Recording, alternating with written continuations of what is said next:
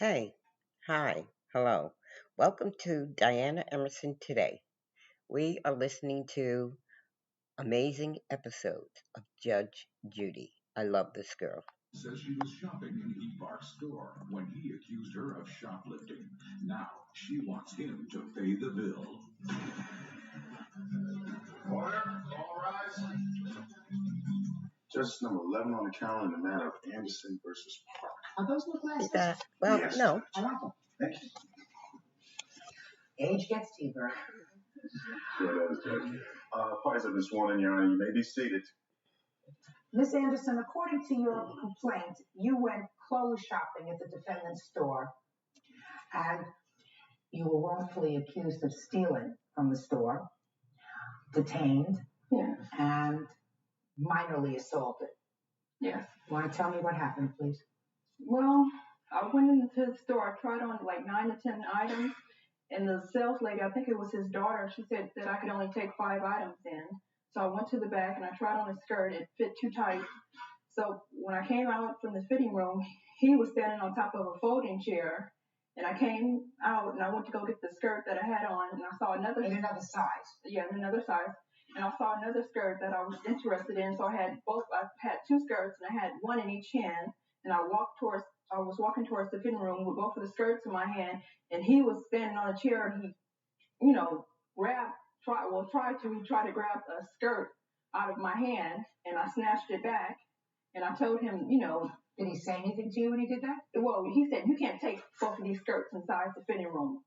And so it was So let's stop there a second. So that you had 4 items already in the fitting room. You were allowed to take 5 in, correct? Yes.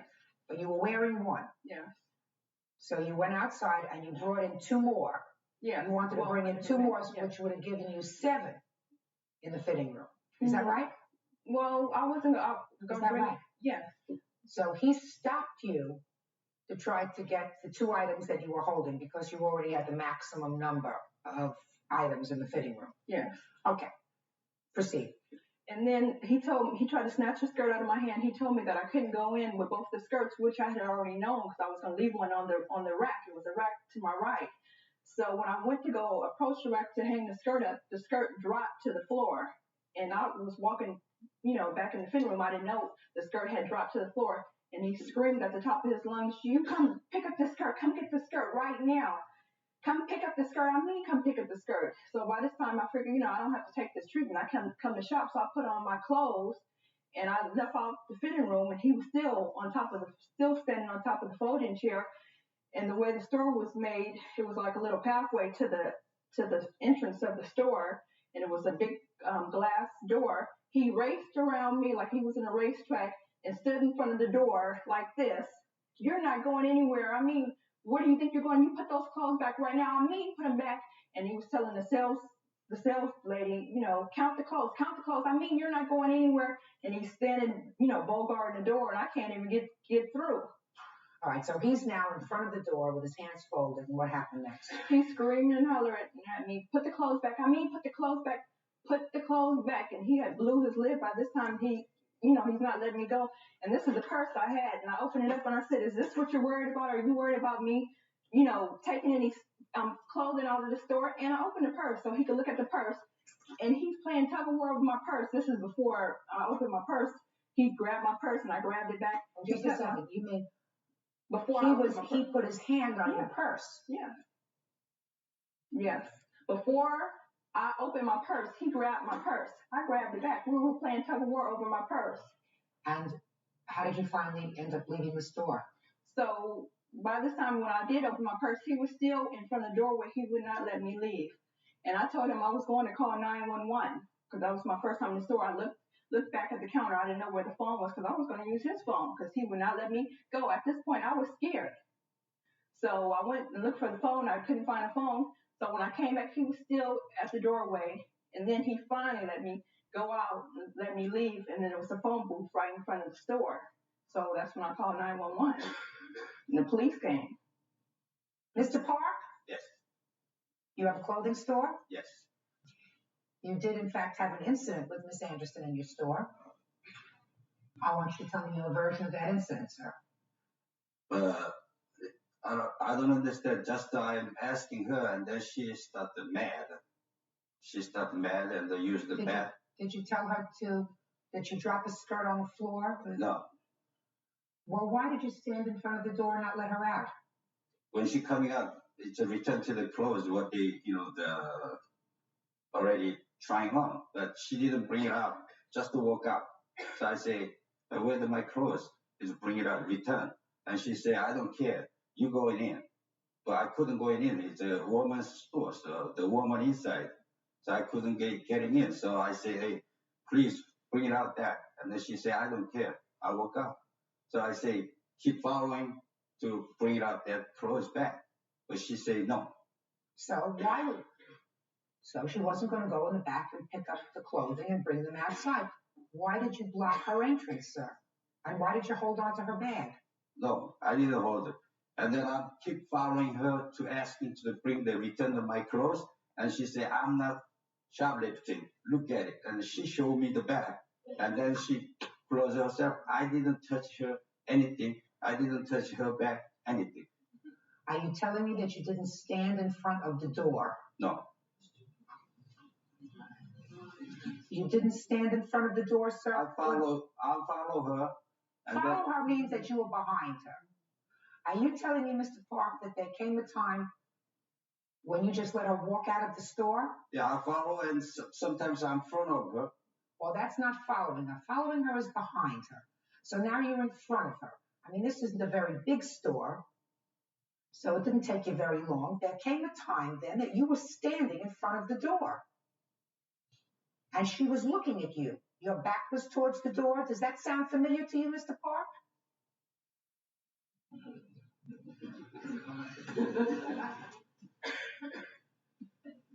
Well, I'm asking her to, return to my clothes. She doesn't have to return your clothes, even though it's your store policy, sir. She was angry with you because you yelled at her to pick up a skirt that had fallen down when she put it on the rack. What was the date of this incident? 9/3 of 96.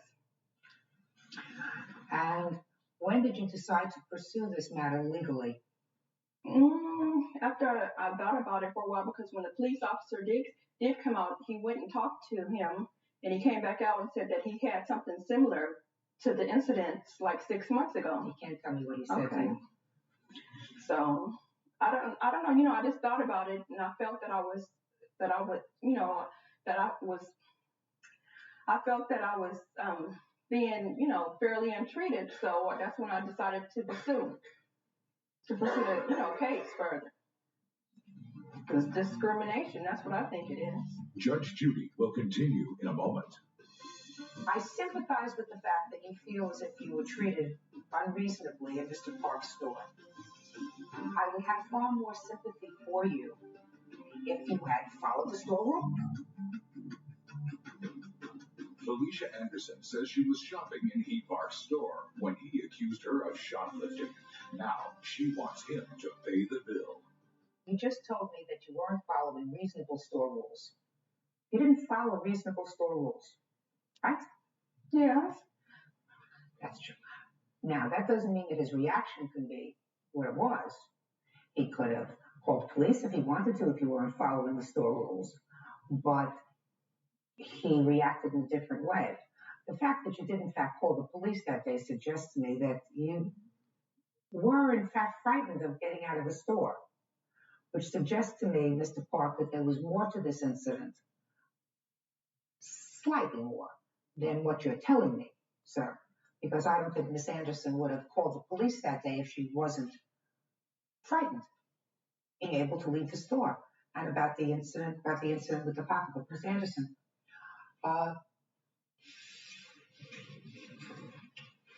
I sympathize with the fact that you feel as if you were treated unreasonably in Mr. Park's store.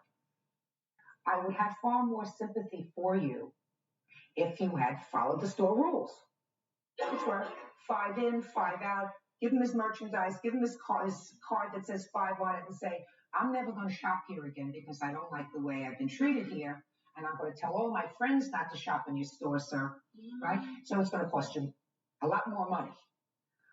And walked out like a lady. but you didn't follow those rules, which you know were reasonable ones in order to prevent theft by other people. And there was an overreaction. And I'm going to compensate you for that overreaction because I believe there was one. Otherwise, the police would not have been called by you, not by him, in that $500. Thank you. That's all. What is our excuse to make stuff out? Well, felt that I should have been compensated maybe more because I was detained in the store and inconvenienced, humiliated. I don't understand. It's very shame. I didn't touch her. Nothing. Yes, he did. Well, He needs to start treating his customers on. Barton versus Vincente. Would you step forward, please? Zachary Barton was walking with her boyfriend when a dog came out of nowhere and a cat fell from the sky. She says Lisa Vincente should pay. Judges number 72 on the calendar, the matter of Barton versus Vincente. Parties have been sworn in, Your Honor. You may be seated. It's a first for me. Miss Barton, you're suing for medical bills as a result of being injured when the defendant's cat fell on your head. Yes. The defendant's answer suggests that she's not responsible because people don't own cats. They just sort of live with them. Yes. So let's hear it from the beginning. Tell me how this happened. Well, her dog is also involved. It was quite an evening for us. It was a Monday night, and we were walking home from our friend's house, and we just my boyfriend Michael and I, and we just had to walk one block. We didn't have to cross any streets. It was a pretty safe event, we thought. And we got about 2 houses away from our friend's house, and this dog came charging toward us and scared me to death. I kind of hid behind Michael, and we kind of scooted off to the side of the sidewalk. And then we saw the owners coming toward us, the defendant, and they were walking toward us, and they didn't say anything to the dog, which surprised me. And I wasn't sure they were with the dog. And I asked, "Is that your dog?" And they were walking by, and I think it was the guy that was with the defendant, and I think he said yes. And they just kept walking. I was like, "Well, that's really nice." And what kind of dog was this? What kind of dog was this? It was a shepherd dog, a sheepdog of some sort. Is that a dog that you have? It's a 30-pound Australian Shepherd Border Collie. Okay. You remember this incident? Not exactly how she says it, but yeah, I do. And the dog wasn't on a leash? No. Big mistake. He was on the porch. He wasn't on the porch when he came up to them. He didn't run after them. Go ahead. Okay, so they walked by, and we kind of shrugged it off, so we kept walking, and we got about 5 houses down, and right when we passed a porch, something hit me very hard in the head, and I thought it was a basketball or something. I thought someone was mugging us. I thought someone had thrown something at my head, and I mean, maybe Michael wants to tell. I kind of lost. I think I went into shock at that point because I lost the sight in my left eye for a while. Judge Judy will be right back. It seemed like the dog and the cat were in cahoots at that point. If the dog had not slowed us down, we would have been 5 feet further and our cat would have missed us.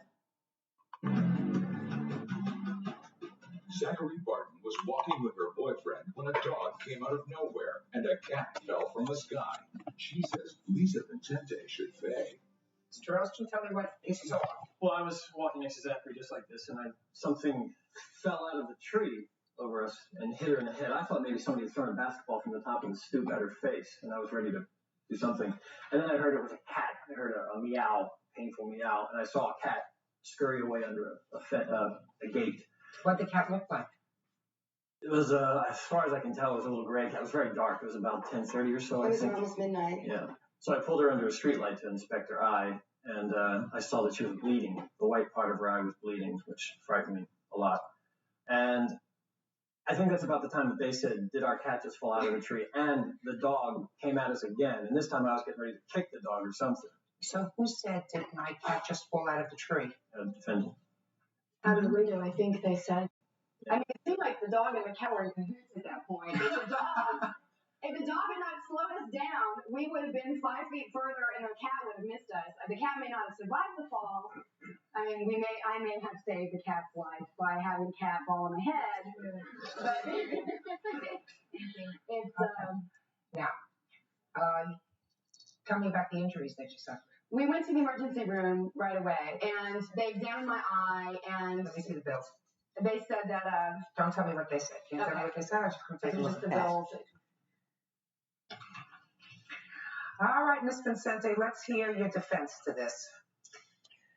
Well, whatever they said, it basically is what happened. I was standing on the front porch of my apartment, which is 3 houses down from where she lives, around the corner. And I was saying goodbye to my boyfriend. And my dog was not on a leash, and he was barking when they came up. And we were standing on the steps, and he barked, and she screamed. You don't mean Michael barked. Michael didn't bark. The dog barked. My dog's a boy dog. He barked. And his name's Waco. And he barked, and she started screaming because she was terrified of dogs. And I recall saying, he's friendly, like over and over again. The cat, who was a very old cat, was on the stoop above and heard the dog and heard her screaming. And I apparently wanted out of the tree, off the stoop. And just what kind of stoop is this? I don't understand. Well, I live on the second floor apartment, Uh-huh. and he's an indoor cat. And it was summer. I guess it was May. The windows were open. It was summertime, and he was outside on the little stoop, which is like not a patio, but a little bit of a narrow stoop. Mm-hmm. And apparently, he just wanted to get down. At that moment, he was scared from the barking and the screaming, which was going on, Mm-hmm. and he jumped. And exactly at that moment, she looked up, and he scratched her, and then slammed on the pavement and got a bloody nose and a bloody ear and ran off. So why don't you think you're responsible? My understanding is that you cannot own a cat and that you're not legally in ownership. Like a dog, if a dog bites someone, you are legally liable. And if they're injured, you're liable to pay for the bills or whatever kind of emotional damage or whatever happens with a dog. But cats you don't license, cats you don't, I feed it, I pet it, I've had it for 14 years. But there's no legal paperwork on it. And that was my understanding of the whole incident. So when she approached me 4 months later and asked me to help pay for the bills, I felt terrible about it. But at the same time, I didn't feel that I thought it was like an act of God. I thought it was the strangest, like the triangle, the Bermuda Triangle, there we all were. And there the cat jumps out. And I just thought, well, that's too bad, but I'm not legally liable. Yes, you are. Sure you are. Let's say instead of a cat that, a little tabby cat, you had a little Bengal tiger cub in your house. Which I believe you need a license for. Some places you do. Some places you're not supposed to keep them anyway. Some places you don't. But if it's not licensed, you just have it in your house, and if that little Bengal cat eats your neighbor's baby, you're responsible. Now, you kept this cat for 14 years. It's your cat. You feed it. You take care of it. Take it to the vet. It lives in your home. It's your cat, whether you're licensed to have it or not. You don't own and license children either, but if your kid causes damage, you're responsible. Judge Judy returns in a moment. It's in every respect your animal. Just because it doesn't have the imprimatur of a license given to you by the state, that doesn't mean it's not your animal. You've kept it, you've housed it for 14 years. And there are mechanisms, if it's an indoor cat, to ensure that it doesn't get out. And one of those things is you put a screen over the window. If you're going to open the window to give the cat air, you put a screen over the window so the cat can't get out on the porch. Now, if the cat fell and killed itself, well, you would have been very sad. The cat didn't fall and kill itself because it fell on her head. It's your cat. You have to pay for medical bills. And I'm going to tell you something else. You're not acting tremendously responsibly with regard to your animals. You got a dog off the leash, and you think that that's okay as long as you tell people he's friendly, he's friendly. It wouldn't be comforting to me if I were walking along with my boyfriend, my husband, one of my children, and your dog, even if it were friendly, came up and started barking. Your statement that, it's friendly, it won't bite you, was not much of a comfort, madam. So you are responsible for these medical bills, the total of which, according to this, was $335? There's two bills there. It was $495. with a 160 on the next day I had to go back for a follow-up exam to get my eye thoroughly examined. Well, I think you're being very, very nice for suing over only for the cost of the bills that you incurred, because you recognize it was really an accident, but it was an accident that could have been prevented. It could have been prevented if you took good care of your animals. I suggest you keep your dog on a leash and your cat in the house. Judgment for the plaintiff in the amount of $495,000. Excuse me, step out. Leave. You heard this man say, once she started showing she wasn't going to have a job anymore. Yes, I did. Also today, trouble with her grammar school sweetheart. I don't have to take any abuse from anybody. What kind of abuse was it? Mental, physical. There was never any physical. She was very abusive with me. You are about to enter the courtroom of Judge Judith Scheindlin. The people are real. The cases are real. The rulings are final. This is her courtroom. This is Judge Judy. Tamara Bush versus Siqueiros. Step forward, please. Tamara Bush says she was promised her job back when she returned from her maternity leave. George Siqueiros, the bar owner, says Tamara was too testy with the customers. Order. All rise. Judges number 67 on the calendar in the matter of Bush versus Siqueiros. Thank you.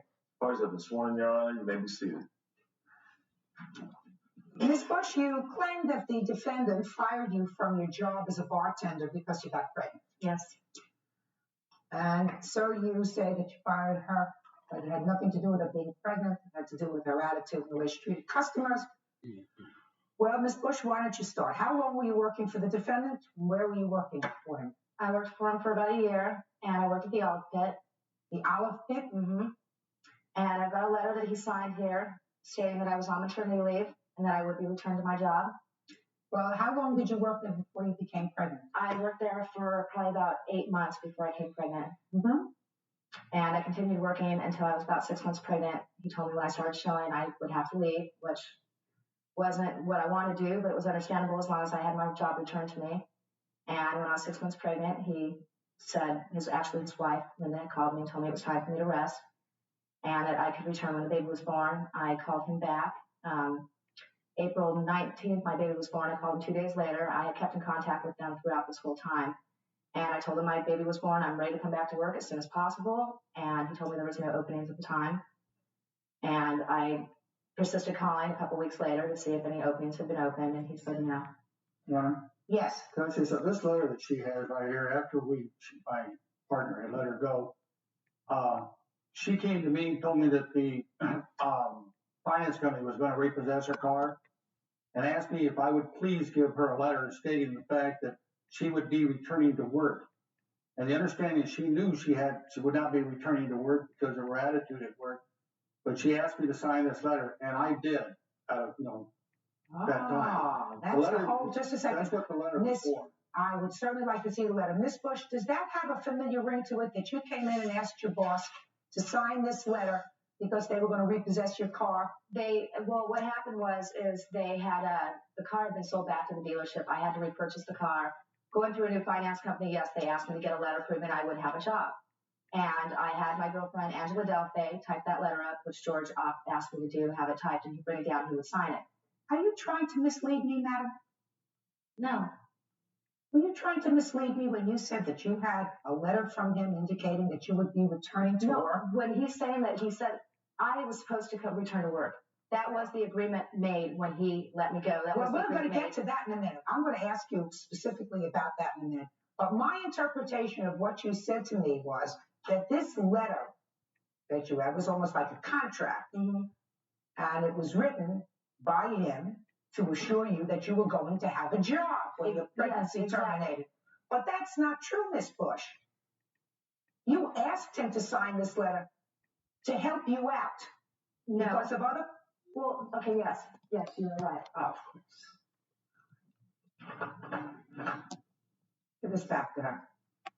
Now, I'd like to hear verbally, since that has nothing to do with this. This is not a written agreement that you had with him to come back to work.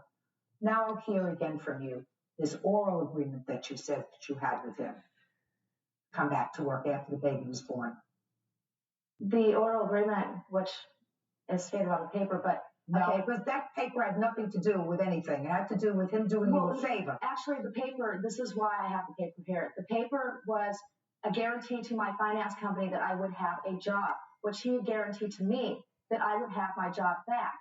I called him. I would not have gone through all of this if everything is just a big made-up story. When did they guarantee you that you would have a job when The you came whole back? time before I even was dismissed from my job, Linda and George. Oh, is that correct? No, ma'am. No. Well, who had the contact with you? Both. I spoke to Linda, and she was very upset for having to dismiss me. Let me hear, Linda. Yeah, I was very upset for having to dismiss Tamara because I like Tamara, but the problem is the truth is this is a small business. She was running off our customers. Her bad language, her rudeness to them. We had certain rules because of neighbors on our liquor license that we have to keep the music down at a certain level because we have residents around us, which she refused to do. George, Had you spoken to her about that? Yeah, many times. Does that sound familiar to you? I had heard something about the music one time before, yes. What about, are you telling me that Linda never spoke to you about problems with language? No, I've never, I worked in this bar for a year. I'm sure I wasn't the best of friends with everybody, but my shifts were extremely well, and all of my customers I got along with great. The bar was full. Is that why they wrote us letters leaving The bar was because of full. you, Tamara? Well, I'm sure. Did you discuss that with her? Yes, I did. How many employees have you had? In the last 2 years, I've had six pregnant employees. I have never asked one of them to leave because of pregnancy. They have all left when they were ready to leave and felt like it was time for them to go. And I've always made room to hire them back if I had the space available. It's not true, and that's illegal for you to say that you'd only hire back if you have the space. In the law, my rights, I'm allowed to get pregnant. I'm allowed to leave a month before the pregnancy and come back. Where does it say, Ms. Bush, that they have to hold this job open for you if they're not satisfied with your performance? They were satisfied with my performance. I have two witnesses, one that worked for George. Judge Tamara Bush says she was promised her job back when she returned from her maternity leave. George Sikelros, the bar owner, says Tamara was too testy with the customers. Sit back here. How are you related to this case, Angela? Well, I had typed this letter, and I was there when he signed it. And also, I just heard him say a couple things, like she started showing, and when she started showing, she wouldn't even have a job anymore.